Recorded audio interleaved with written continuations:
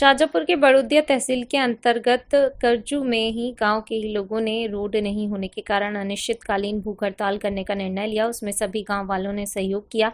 सबसे अहम बात तो यह है कि इस गांव में 80% मतदाता बीजेपी के हैं। हर बार सांसद व विधायक इस गांव से जीत का ही है, लेकिन उसके बावजूद भी ना तो आज तक सांसद ने कोई ध्यान दिया, ना ही विधायक ने। सांसद की तो यह कंडीशन है कि जब से वहां चुनाव जीते हैं तब से लेकर आज तक एक या दो बार ही आए। देखा जाए तो गत 15 वर्ष से बीजेपी की ही सत्ता रही है। विधायक से लेकर प्रधानमंत्री तक बीजेपी के ही रहे हैं। उसके बावजूद भी इस गाँव के रोड का कोई उद्धार नहीं कर पाया है। जबकि समीप मंडोदा गाँव पड़ता है जो महज करजू से 3 किलोमीटर दूरी पर है। उस मंडोदा गांव के रोड का इन 15 वर्षों में 3 से 4 बार कार्य हो चुका है। सीसी रोड भी बन चुका है, लेकिन इस गांव की कितनी दयनीय स्थिति है, इस पर ना तो शासन ना ही प्रशासन कोई ध्यान दे रहा है।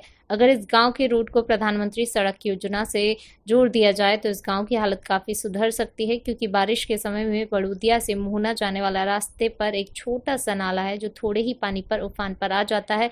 सारंगपुर से आने वाले रोड को देखा जाए तो करजू नाला, मंदोदा नाला भी छोटे हैं, इस वजह से वह भी जल्दी उफान पर आ जाते हैं। रही बात पंचायत की, तो पंचायत की स्थिति इतनी बेहाल है कि सरपंच, सचिव और मंत्री भी गाँव वालों की नहीं सुन रहे हैं, वहाँ अपनी मनमानी कर रहे हैं। पटवारी का आलम देखा जाए तो तारिक अनवर खान जो करजू के पटवारी हैं, हल्का नंबर 12 लॉकडाउन से लेकर आज तक इस गांव में देखने तक नहीं आए हैं कि गांव की क्या स्थिति है। जब हमने पीडब्ल्यूडी के एसडीओ से बात की तो उन्होंने कहा कि इस समस्या का जल्द ही निराकरण हो जाएगा। वहाँ ज़्यादा कीचड़ है, वहाँ कल से मुरम का कार्य स्टार्ट हो जाएगा और 8 दिन में पीडब्ल्यूडी की तरफ से जो भी काम होगा वहाँ कंप्लीट करके आगे शासन स्तर को भेज दिया जाएगा। यह बात पीडब्ल्यूडी के एसडीओ ने कही, लेकिन गांव वालों ने कहा कि अगर यह काम नहीं हुआ तो हम लोग इस आंदोलन को आने वाले समय में कलेक्ट्रेट शाजापुर के सामने करेंगे। वहीं तहसीलदार साहब से जब पूछा गया कि यहाँ पर जो गरीब हैं उन लोगों के पास तो BPL के कार्ड नहीं है और ना ही उनको प्रधानमंत्री आवास मिला है, लेकिन जिनके पास 50-50 बीघा और जिनको 500 क्विंटल अनाज पैदा होता है उनके पास BPL की कूपन है, वह उनको आवास के लिए प्रधानमंत्री के द्वारा कुटिया मिली है। यहाँ हाल है ग्राम करजू के, तो तहसीलदार महोदय ने बताया कि इसके लिए आप लिस्ट निकालें और हमें पता है कि कौन कौन व्यक्ति के पास कितनी कितनी ज़मीन है। वहाँ अपात्र व्यक्तियों को गरीब रेखा से अलग कर दिया जाएगा व पात्र व्यक्ति को इसमें शामिल किया जाएगा। इन सारी बातों को होने के बाद पीडब्ल्यूडी एसडीओ ने आश्वासन दिया है कि कल से मुरम कार्य स्टार्ट हो जाएगा व पंचायत को अवगत करा दिया गया है। इस आश्वासन पर ग्राम करजू के लोगों ने अपना धरना समाप्त किया। गांव के लोगों ने बात करी थी, बोले इसका हम प्रस्ताव भेजेंगे और बना के भेज देंगे और बन जाएगा। मतलब ये बात एक विधायक से नहीं, तीनों 15 साल में जितने विधायक है सभी से करी हमने। अच्छा, तो यहाँ पे हर बार आप किसको जितवाते हैं? यहाँ तो भारतीय जनता पार्टी जीतती है हर बार। भारतीय जनता पार्टी 2020 में यहाँ पे भारतीय जनता पार्टी का करजू गांव पूरी तरह से गढ़ है, लेकिन हर बार नेता आते हैं, वोट का प्रलोभन देते हैं, लोगों को बेवकूफ़ बनाया जाता है। यहाँ से विधायक, सांसद सभी लोग सिर्फ वोट के लिए आते हैं, तभी इन लोगों को पूछते हैं, इनके गांव के बारे में पूछते हैं, इनके रोड के बारे में पूछते हैं, लेकिन उनका स्वार्थ सिद्ध होने के बाद या कह सकते हैं कि यहाँ से जीतने के बाद इस गांव के तरफ देखा तक नहीं जाता। आज गांव वाले इतने परेशान हैं कि इन लोगों को इस चीज़ का कह सकते हैं कि बीजेपी का जो गढ़ है, बीजेपी के गढ़ में भी आज जो देखा जाए तो बीजेपी की शासन है, बीजेपी का मुख्यमंत्री है, बीजेपी की ही सरकार है, उसके बावजूद भी ये गांव पूरी तरह से बीजेपी मय है, कह सकते हैं इसको कि बीजेपी मय है। उसके बाद भी इस गांव की हालत इतनी दयनीय है, इतनी हालत ख़राब है कि यहाँ पे इतना कीचड़ है और इतने रोड की भी इतनी ज़्यादा हालत ख़राब है कि 15 से 17 साल हो गए हैं इस रोड को सुधारे हुए, जबकि यहाँ से 4 किलोमीटर दूर मंडोदा गांव आता है। वहाँ तक हर बार जब भी कार्य होता है पीडब्ल्यूडी के द्वारा होता है, सांसद निधि से होता है, जब भी होता है सिर्फ मंडोदा तक ही होता है।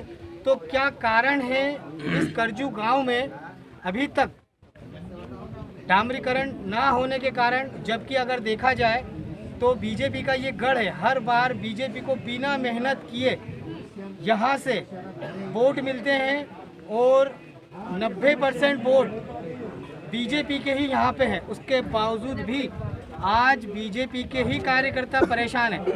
आखिर इसका कारण क्या है? दादा क्या नाम आपका? दुर्गा प्रसाद चंद्रवंशी। समस्या यहाँ पे भी क्या है आपकी? अरे भीषण रोड की समस्या, यहाँ हर बात की समस्या साहब।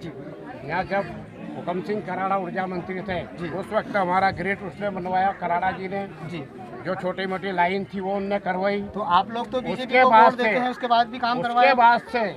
उसके बाद से इन राजनीतिक नेताओं ने इस गांव की ऐसी हालत बिगाड़ी कि लोकसभा तो राजगढ़, विधानसभा सुसनेर, जिला शाजापुर, ब्लॉक मोमन बड़ोदिया, तहसील मोमन बड़ोदिया, हर कॉलेज मोमन बड़ोदिया, स्कूल मोमन बड़ोदिया, मंडी मोमन बड़ोदिया और मोमन बड़ोदिया से जहाँ से 4 किलोमीटर प्रधानमंत्री रोड टिगरिया है, वहाँ का हजारों बार जनपद और मंडी में हमने ठहराव प्रस्ताव दिए।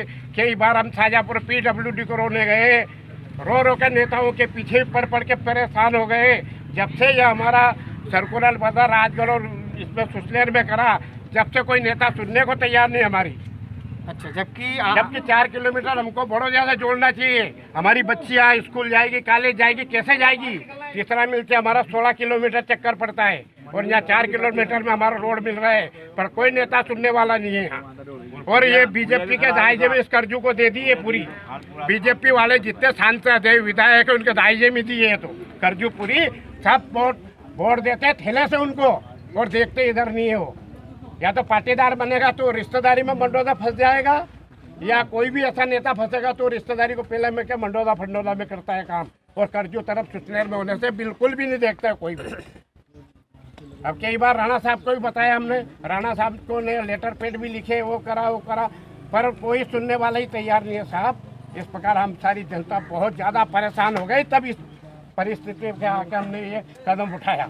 जबकि यहाँ पे आप सब लोग बीजेपी को वोट देते हैं। अधिकांश से बीजेपी 90% कांग्रेस में है। उसके बाद भी जब कराड़ा साहब थे तब आप लोग, कराड़ा साहब ने अपने दिल से प्रेम से पड़ोसी होने के नाते उन्होंने अपना फर्ज निभाया और काम भी करा।